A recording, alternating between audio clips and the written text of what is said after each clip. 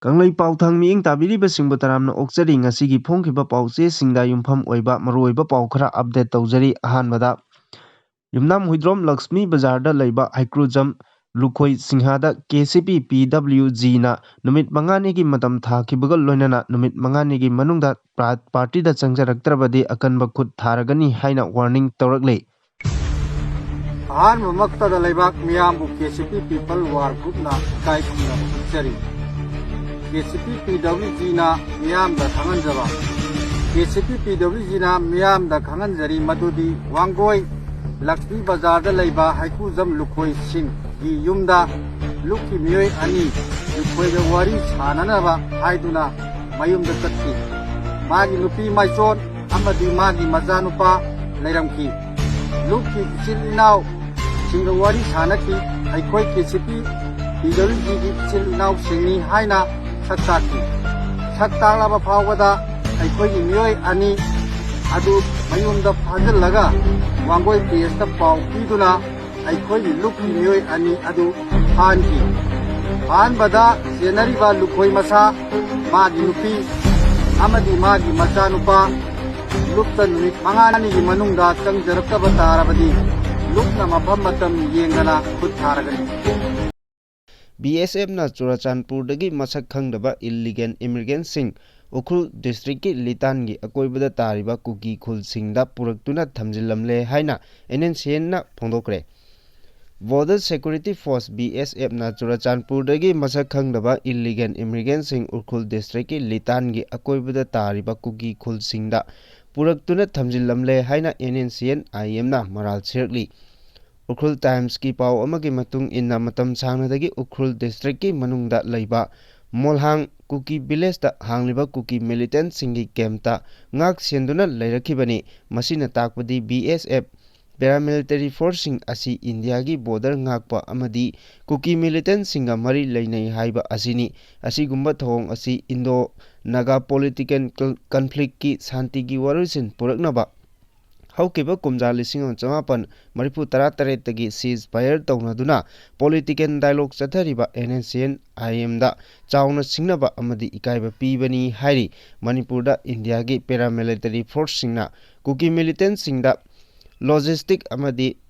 material sing mateng pangduna lakli haibasi anoba ama natre haukiba chaijat lisingam chamapan maripu dragi matamda Manipur lengakna Kuki militant singbo yokduna semduna NNCN IM ga thengnanaba honakibani hiram asida Manipur police na su Kuki militant singa mari lainai haiba phongna khangnaba matam kharagi matungda hauraklagani maramdi Molhang Kuki village da lairiba Kuki militant singda Manipur State Police na polam sing mateng pangba laikre Assam Rifles asi Kuki militant singa achoba mari lainai haibasidi ikhangda khangnaraba wafamni makhoi gi gari dagi Kamjong district ki mafam singda amadi atai district singda Kuki militant sing puthok pusin tawi haibasi kakningai leitraba wafam amani adubu NNCN IM nadi Naga taba mafam singda kaidonungda India gi wangmadagi illegal immigrant sing India gi paramilitary force singna puraktuna thampham leite haibasu yaroi haina NNCN IM na phongdokrakli Makha tarpa atopa update da Nongmei kamnaba lepa mathau tai hairubagi damak aihakbu maitei da changjanaba honabago maral sirakle haina Kuki Jo Council gi chairman na pendaba phongdokrakli Ministry of Home Affairs gi mihut kangbu ama handak Churachandpur da laktuna Manipur gi iranga mari lainana wari sanabada mahaki maikeidagi matam ama hektada khut thokrakpa yabana phurup ani gi marakta khut thoknaba lepnaba agreement ama sign tongnaba darkar oi haina phongdoklubagi aihakbu makhoigi maraktagi maitei singda changjanaba honaba amagum iral sirakle haina Kuki Jo Council gi chairman Heliangthang Thangchitna phongdokre KZC gi chairman Heliangthang Thangchit Indian Express da phongdokpada Union Ministry of Home Affairs ki Northeast Advisor AK Mishra na lusingba Ministry asigi mihut kangbu ama Manipur gi irang asiga mari lainana Manipur da laklam ki mihut kangbu aduna Churachandpur da su laktuna Kuki Jo Council yauna CSO singi lusingba singa unaduna wari sanaki wari sanaba aduda tongan ba organization singi apunba loop ama oiriba Kuki Zo Council gi mahakna luchingba mihut kangbu amasu saruk yaki mifam aduda mahaki maikeidagi Ministry of Home Affairs ki mihut sing aduda kumja lising ani kulumdoi gi May 3 dagi khut thoknariba party animakna khut thoknaba lepnaba agreement ama sign tawnaba darkar oi haiba wafam thamki hairi Gazette sigi chairman asina makha tana phongdokibada mifam aduda mahaki maikeidagi wafam asi phongdokpagi maramdi party ani asigi marakta matam amada hekda khut thoknaba yabagi oithokpa leibana haibani agreement sign tawnabagi wafam hodokliba asi surrender tawba natraga peace pact ama tawnabagi wafam nate party animakna khut thoknaba lepaga mari lainana buffer zone bu ikai khumnakhibaga loinana masina nakal anigi marakta makhal kudingi wari chananabagi ahanba khongthang ama ohennaba wakhal londa agreement sign tawnabagi wafam asi hawdokhibani adubu laibak thibadi aikhoigi haibadi kuki jogi interest yonthoklaga maiteigi yachinnaba puraknaba khonare haina iral sirakle hainasu helianthang sengsitna pendaba phongdokhibani Indian Express da mukok thongba police officer amana phongdokibada chahi anirom Manipur da ethnic violence thorak liba marak asida Churachandpur manungda jo kuki zomi kuki jo mar haiduna apikpa tribe kaya ama group semduna chanti tanabagi phibamda amada lakli jomina haina saktak chaba tribe singna makhoibu kukini haina khangnaba wafam kanna yaningdri kukini makhoina jomini masi mayek sengna lei haibasi makhoigi phirep singni masi makna manunga omkhatnabagi phibam ama ohenduna lakli police officer aduna makha taraduna chatliba tha asida Churachandpur da Mar community gi apex body amani hairiba Mar inpui gi lusingba ama faruba wahodagi jomi community na nakal amada leiraga nakal amadana Mar amadi kuki ani leplaga nakpak tanaduna khut thoknabagi thodokta mioi ama punsi lomkhi loinana mioi kaya aso apan thokiba private property kaya ama da thokiba laikre Churachandpur da nakpak tanaduna unkatnaba phibam ama haukiba chayol ama ani asida lakliba asida haukiba nomaijing numita jomi Unification Organization gi luchingba Thailand sit pau goite amadi Kuki National Organization KNO gi luchingba PS Hawkip ani unaduna oirakliba phibam asigi matangda kopna wari sanakhibani makha tarakpa yamna nungaiba update amada Arjun Award Rosibina da Governor Ajay Kumar Bhalana DSP from Lanthokre Saknai Rabi Usu Sanaroi Arjun Award Naurem Rosibina da ngarang Manipur gi Governor Ajay Kumar Bhalana Deputy Superintendent of Police ki from Punaba appointment letter kuchinnakre Raj Bhavan da ngarang pangthokiba Ching lemlaba thoram amada Governor Ajay Kumar Bhalana Naurem Rosibina da DSP gi from sinakhibaga loinana apianba amadi thagatpasu phongdokhi loinana mahaki tungi punsidasu mai pakpa oirasanu haina Governor na yaipa thaujal pikhi Arjun Award Naurem Rosibina Usu Masana da Asian Games National abadi International Tournament kaya da medal kaya laurakre sana khonabagi lamda mahakna tamliba khudolbu sakhangduna amadi tungi mirolbu sana khonabada pungning thogatpa oina Manipur government na mahakbu DSP ki phampi naba warep lokibane amaromda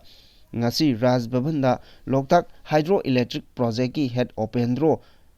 Hazrana Governor Ajay Kumar Bhalaga unaduna project asigi infrastructure development ki matangda wari sanakre Governor gi mafamda project asigi makhada haukiba tha khara asida mai pakna lokalagliba thabak singi matangda marik chumba wafam sing paudam khibagal loinana makhatana mai pakna ba thabak sing paikhatnaba honabada Governor na angamba mateng pangbinaba Opendro Hazarna government da hajakre Makatarakpa update operation da kulai pe kaya phagat khibeda natana tongan ba lalolup singi kedar sing phagat kre ngarang security force ki kangbuna tongan ba mafam dagi KCP PWG gi lanmi ani koireng na luchingba UNLF ki lanmi ani amadi sore pa gi lanmi ama phagat le haina Manipur police ki pauna pongdoklordi Pawasina makhatana hai ngarang Nambon police station gi manung chanba thangtek tera khongdagi KCP PWG gi lanmi ani phagat ki farbo musing adudi thangtek tera mokongdagi waropam Jagat Chandra Singh Elias Theko sahi kuntramathoi amadi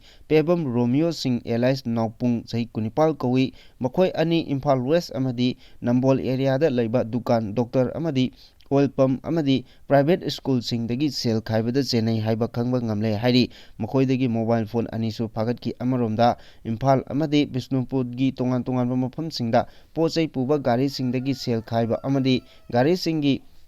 so munbada chenabani haiba koirengna lusingba UNLF gi lanmi anisu phaba ngamle hairi Makha tarakpa update da President rule na Manipur gi law and order ngakpa ngamdre Home Minister moral ground da fam thadokpam thui haina sapam cha jadu manina phongdokre Manipur da chaliba chahi lising ani konmanga gi February 18 dagi thamkiba President rule tha ani pharakadoroba asida Manipur gi law and order ngakpa ngamdre chahi ani Phaningchit National Highway singda free movement lehenba ngamdre Union Home Minister Amit Shah na March Nepal dagi hauna highway singda free movement lehalagani haina lauthokiba fail oire haina Federation of Homi gi President Sapamcha Jadumani na kuyek piduna press ta thadorpa chirol amana hairi chirol sinu makata na hai illegal immigrant singna Puriba haibadi ZRA gi President Myanmar gi former member of parliament Thanglian Pau amadi Myanmar original oriba PS Hawkip President of KNO ga taunari basu asi India government na foreign refugees singbu chogatuna su handopagi wapam usinnadana leiri law and order ngakpa ngamdraba Union Home Minister Amit Shah moral ground da pham thadok loi hairoidabagi maram laite haiki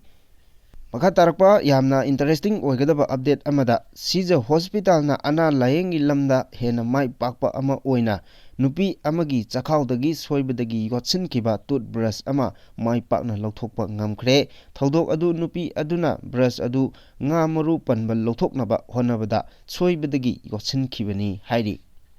Makha tarakpa update MNRF pu mingchat thinaba honabani haina pongdokre masagi asengma ming lolaga commander and khuman minthar Myanmar haina saktak chaba miyoi asina teachers activity of General Anthony Simra Army Chief of NSCN IM haina iba article amada Manipur Naga Revolutionary Front MNRF ki ming pakchilakiba angakpa poi thong asimak MNRF miyamda lana uhonbata natana mingchat thiennaba thorangni hairi MNRF na thadorokpa chirol amada mathaki wafam asi phongdokladuna commander ni haijaba S khumanna masagi asengma maming losinba asimagna Myanmar da hojik thokliba civil war asida kangauna duna Myanmar gi mafam amada lotuna leiba geng khupu amagi lucingbani haina khangba sengna takle en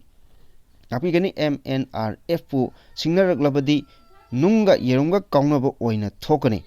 MNRF ki achievement asina leifam chapam khangandraba nahak kumba misak amada napunchi chupa misil oina lotuna hingba tabani nahak yumpham yaudaba semjen sajenba wafam kaya ama phongdoklabaju naga miyamna MNRF ki integrity munna khangi aikhogi miyamgi matenga loinana makhatana thabak tawkigani hairi Makhatarpa update legal action sing laukalagani haina phongdokre license expire oiraba wholesaler retailer drug stalls amadi pharmacy singna makoi gi licensing numit 3 gi manungda renew tawdrabadi drug act 1990 amasung drugs rule 1995 gi matung inna makoi gi matakta legal action sing laukalagani haina drug control administration directorate of health services government of Manipur gi license and controlling authority as Balesor Singhana thokpa official notification amana akanba wapam thamlakli makhatarpa update bitumen mix plan stone crusher hayeng phawbugi manungda thabak lephandrabadi National Highway 37 tingbagi kongjang changsilagani haina JAC na phungdokre sahi kayagi mamangdagi chayet naduna leiringai chairakta moidangpok new kaithel manbi amadi moidangpok khunaugi mafam singda nahounana bitumen mixing plan yauna stone crusher amadi brick fill kaya lingkhalakliba asi hayeng phawbugi manungda lengaki mari leinabasingna thingjinduna thabak lephandrabadi National Highway number 37 Imphal Jiribam lambi thingjinba yauna khongjang kaya changsilagani haina hiramasiga mari lainana semkiba JAC against populating taxing industries making longjam bijuna phongdorakli NI 37 lambi matai moidangpok makha lekaida maikei adomgi miyamna moidangpok new kaiten manbi amadi moidangpok khunaugi mafam kaya nongna industry factory kaya lingkhalakliba adugi mayokta sathagiba wakat mifam ama saruk yaraduna bijuna wafam asi phongdokhibani makha tarakpa aroiba update miyoi ahumdagi heroin powder kg 5.5 fare hairi Manipur Police Department ki Narcotic Affairs and Border Police ki team amana chaka mari panba gari tongduna lakpa miyoi ahumdagi resident drug trade lupa crore 5.5 rom oigadaba high quality number 4 heroin powder kg 5.5 mauget mayadagi phagatpa ngamkhre hairi